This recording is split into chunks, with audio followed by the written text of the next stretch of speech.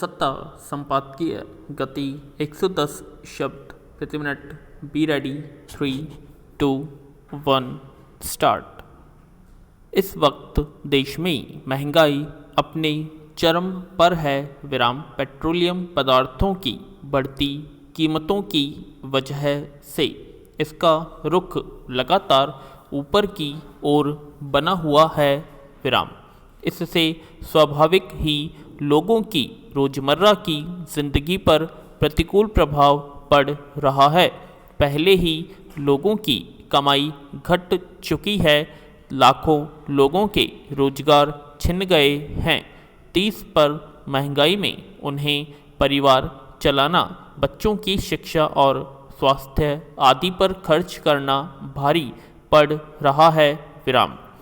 मगर कहीं से भी सरकार का रुख इस पर काबू पाने का नहीं दिखता। ऐसे में विपक्ष ने एकजुट होकर संसद के दोनों सदनों में महंगाई पर चर्चा कराने की मांग उठाई, मगर सरकार ने इसे लेकर कोई सकारात्मक रुख नहीं दिखाया। लोकसभा अध्यक्ष ने प्रश्नकाल और शून्यकाल तक को रद्द कर दिया। हंगामे की वजह से सदन का कामकाज देर तक रुका रहा। राज्यसभा में भी यही स्थिति रही। जैसा कि अन्य मामलों में पहले देखा जा चुका है, सदन में चर्चा न हो पाने की वजह से विपक्ष सड़क पर उतर आता है। पहले ही विपक्ष महंगाई के मुद्दे पर आंदोलनरत है। संसद में इस पर चर्चा नहीं कराने से उसे आंदोलन तेज करने का एक और मौका मिल गया है। पैरा पिछले कई सत्रों से देखा जा रहा है कि संवेदनशील मसलों पर सरकार विपक्ष के सवालों से बचने का प्रयास करती रही है, चाहे वह रफाल खरीद का मुद्दा रहा हो, कृषि कानूनों या जासूसी का मामला रहा हो। सरकार इन मसलों पर चर्चा को टालने का प्रयास करती रही है। नतीजतन कई सत्र हंगामे की भेंट चढ़ गए और जरूरी विधेयक बिना चर्चा के पारित हो गए। इस बार भी सरकार महंगाई के मुद्दे पर कुछ वैसा ही रुख अपनाए हुई है। हालांकि यह एक ऐसा मसला है जिस पर राजनीति करने के बजाय मिल बैठकर कोई कारगर रास्ता निकाला जाना चाहिए। इसके लिए सरकार को लचीला रुख अख्तियार करना होगा और सभी दलों की राय आमंत्रित करनी होगी। संसद का बजट सत्र चल रहा है और इससे अच्छी जगह नहीं हो सकती जहां इस मसले पर बातचीत करके कोई व्यावहारिक रास्ता निकाला जा सके। महंगाई का असर हर आम नागरिक पर पड़ रहा है।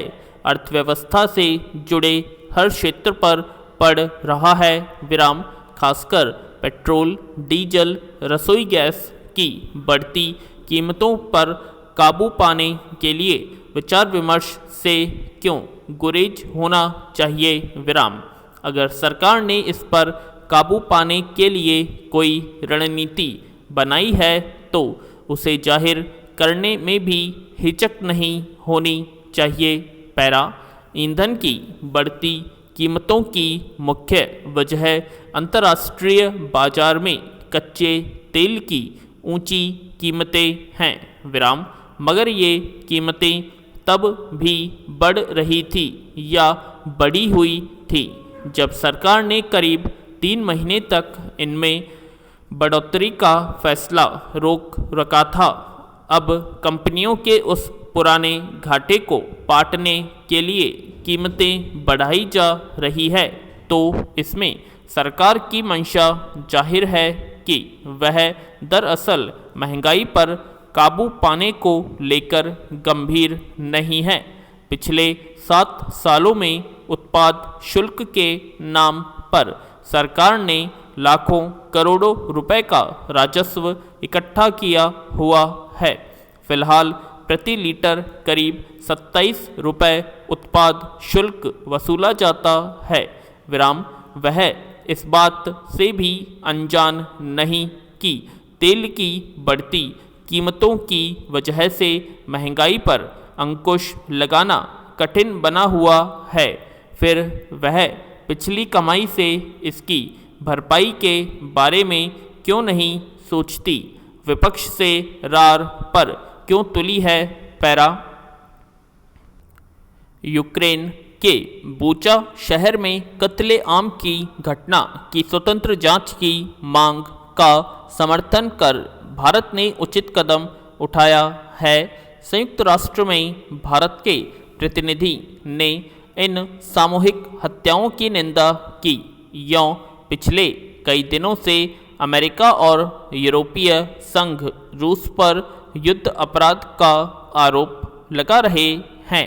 विराम इनका कहना है कि रूसी सेना यूक्रेन के शहरों में जिस तरह से निर्दोष नागरिकों को मौत के घाट उतार रही है, वह युद्ध के अंतर्राष्ट्रीय नियमों और संधियों का खुल्लम खुल्ला उल्लंघन है।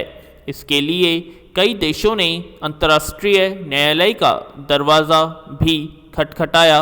विराम लेकिन भारत ने अभी तक खुलकर रूस के खिलाफ ऐसा कोई बयान नहीं दिया था।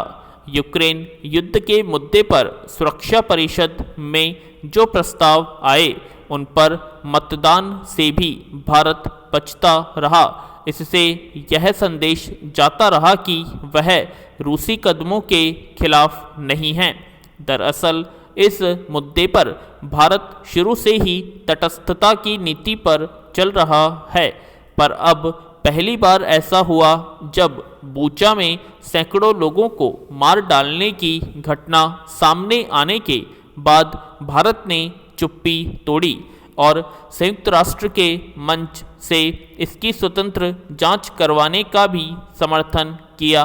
पैरा गौरतलब है कि यूक्रेन और रूस के बीच युद्ध शुरू हुए 1.5 महीना हो चुका है।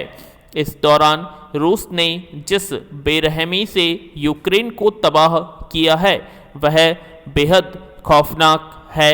उससे भी ज़्यादा अमानवीय यह है कि रूसी सेना ने अस्पतालों, पनाहगाहों और स्कूलों तक पर मिसाइलें गिराने से परहेज नहीं किया।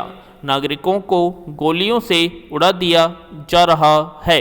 युद्धोन्माद में रूस यह भूल बैठा है कि युद्ध के भी नियम होते हैं, अंतर्राष्ट्रीय संधियां हैं। बच्चों, महिलाओं और वृद्धों को निशाना बनाया जाना अपराध है।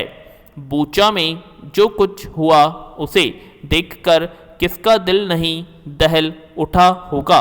जो तस्वीरें सामने आई है उनसे साफ पता चल रहा है कि रूसी सैनिकों ने लोगों को पकड़कर उनके हाथ बांधे और गोली मार दी।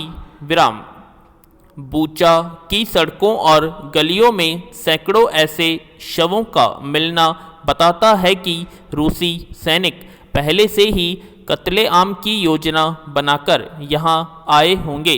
हालांकि रूस इसका खंडन कर रहा है, पर सवाल यह है कि अगर रूसी सैनिकों ने यह नहीं किया तो और किसने किया होगा। यूक्रेन तो अपने लोगों को इस तरह मार नहीं सकता। पैरा बूचा में जो कुछ हुआ उसकी स्वतंत्र जांच होनी चाहिए, तभी सच सामने आ पाएगा और दोषियों को न्याय के कटघरे में लाया जा सकेगा। यों युद्ध अपराधों को लेकर रूसी राष्ट्रपति व्लादिमीर पुतिन के कदमों की जांच पहले ही शुरू हो चुकी है। जांच आयोग बनाने के लिए संयुक्त राष्ट्र मानवाधिकार परिषद ने प्रस्ताव पास किया था और इसके बाद अमेरिका और दूसरे 44 देशों ने युद्ध के नियमों के उल्लंघनों की जांच शुरू कर दी। विराम जर्मनी पहले ही अपने स्तर पर पुतिन के खिलाफ जांच कर रहा है, पर इस वास्तविकता से भी इनकार नहीं किया जा सकता कि रूस के खिलाफ सबूत जुटाना और मामले को आगे बढ़ाना आसान नहीं है।